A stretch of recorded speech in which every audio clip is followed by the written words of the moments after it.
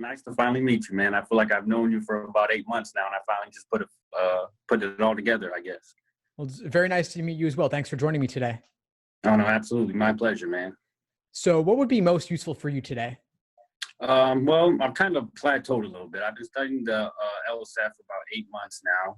I've been using your channel almost exclusively. I've seen the resources, and you've had several admission counselors, so I think I have a great understanding. It's just the timing and just kind of like to polish my LSAT skills. I've scored between untimed. I've scored up to a 170 on a few occasions, but normally under time conditions, I'm a high 150s and low 160s. And for me, I want to live up to my potential fully.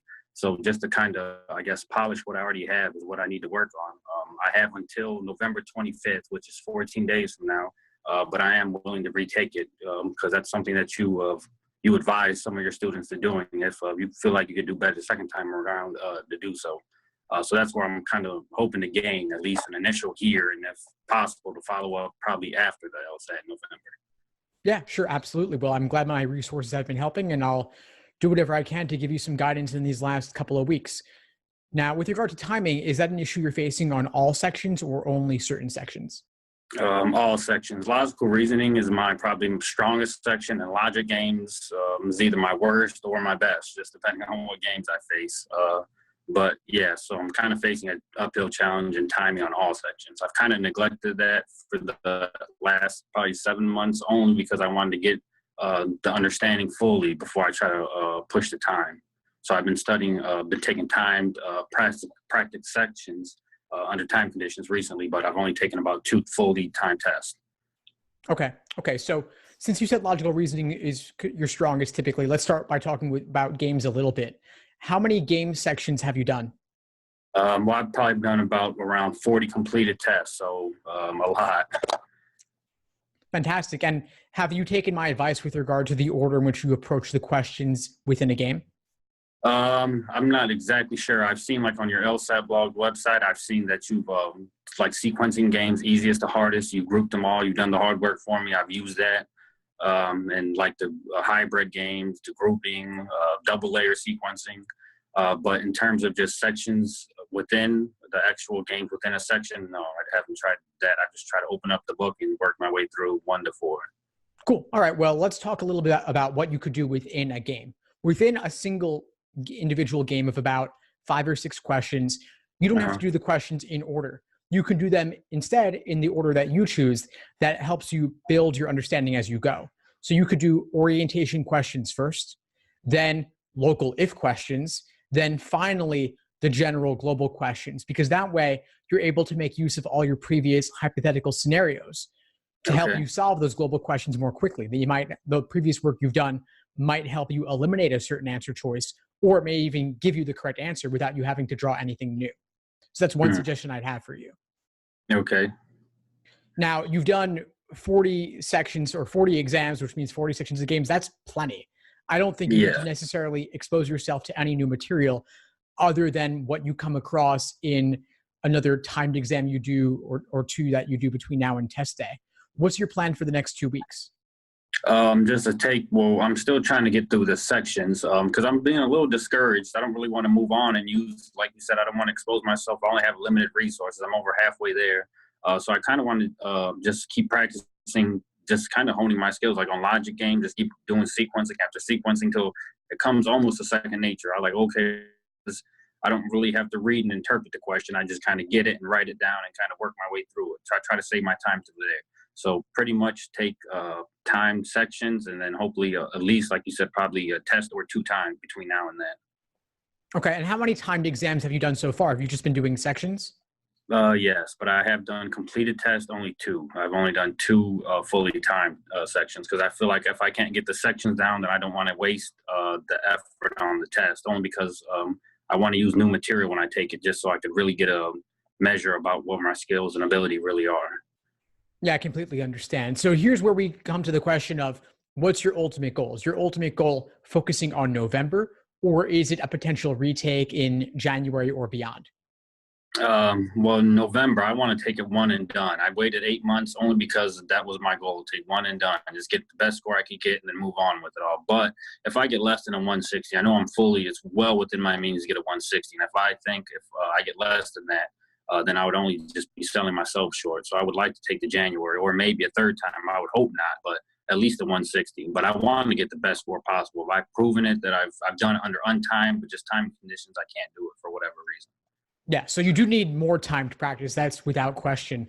And I typically recommend taking at least 10 full-length timed exams before test day, before your real final exam, because you want test day to be just another run through where you've gotten used to doing those 5-section sittings, because it's a lot. I mean, there's pacing with individual sections, but then 5 scored sections or 5 LSAT content sections with only one break in the middle is grueling. That's a feat of endurance as well. And Right. so you may want to, of course, save some exams for a retake, but I wouldn't want you to walk into November having only done 2 to 4 exams. Maybe at the minimum at this point, 2 weeks remaining, you could probably only do another 3 to 4 exams max. Like in a 2-week Right. period, doing 2 exams per week is 4 additional plus the 2 you've already done, which is 6. That's not bad.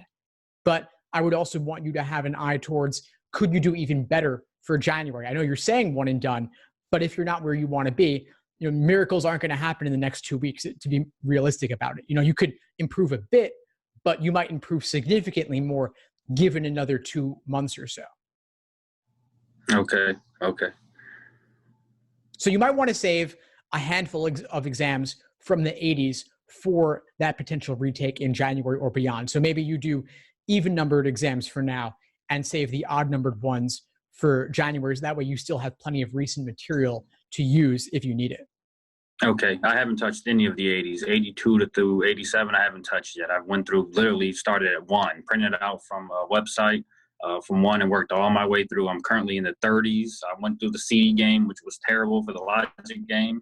I seen you talked about that one, and I see what you mean now. But yeah, I try to expose myself to all the older material before I went to recent, just in case. But that's because of your channel and your advice. So thank you. Yeah, of course. My pleasure. And the thing I would suggest now is that you started from the beginning. What I would also want you to consider is that the exam has evolved over time. And so going for a retake, you could focus on the newer material now because the exam does evolve over time. More recent is on average more relevant. So I wouldn't necessarily want you to do all the old stuff at the expense of the newer. So obviously you are where you are for November, I'd say do a couple of those exams in the 80s just so you see the most recent evolution of the exam. And then if you retake going forward, you focus on the 60s through the 80s so that you're focusing on the most recent relevant material. Okay. Will do, Steve. Will do. Of course. What other questions do you have for me? Well, just I know the LSAT score is only just a part of it, and I do have I would say a good reason why I want to go to law school. It's atypical, so I do stand out from the rest of the crowd in that respect. But as far as the letter of recommendation concerned, how much weight is typically given for people with experience? I've been working at a law firm for close to a year now. It's in litigation, so I do feel like I have some pull there. But could that potentially, if I'm lower than the 25 percentile in LSAT score applying to a school, would that help? Or how does that all factor together, I should say? It's hard to say because every school calculates things differently. They have their own unique admissions index.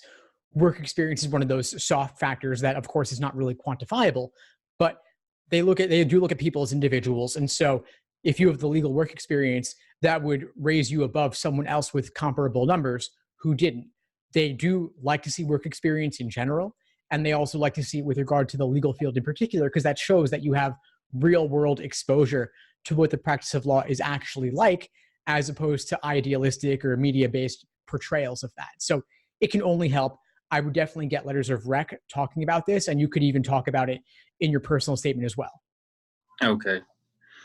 All right, Steve. Well, hopefully I don't have to retake it in January, but if I do, then I'll surely try and look for maybe some of your private tutor sessions or maybe your classes that you hold. I'm based in Chicago, but I'd be more than happy to go to New York City to meet you if possible. I appreciate that. Well, I'd love to meet you as well. I also offer everything online. So distance is no barrier at all. Just like we're meeting now, we can meet for one-on-one sessions or for the classes, just the same over the internet. Okay. It was great connecting with you, Marcos. Before we sign off, what would you say is the biggest insight you got from our call today? Well, just the reassurance that even that the time exam that in itself will help me probably get better. That my full potential could be realized if I just practice more on time tests and not just learning the materials. I honestly do feel comfortable with most of it. I just need to budget my time better, I feel. And for you to tell me that I need to use recent tests could only help, and just take some more practice time tests would help. So I would say those two factors have been beneficial. Excellent. Fantastic. Well, please keep in touch if you need anything as you go forward. And of course, let me know how November goes for you. All right. Thank you, man. It was a pleasure meeting you, Steve. Same. Take care.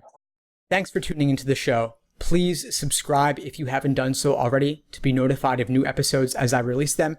And feel free to reach out if you need anything at all as you move forward with your prep. I'm happy to help however I can. In the meantime, I'll wish you all the best and take care.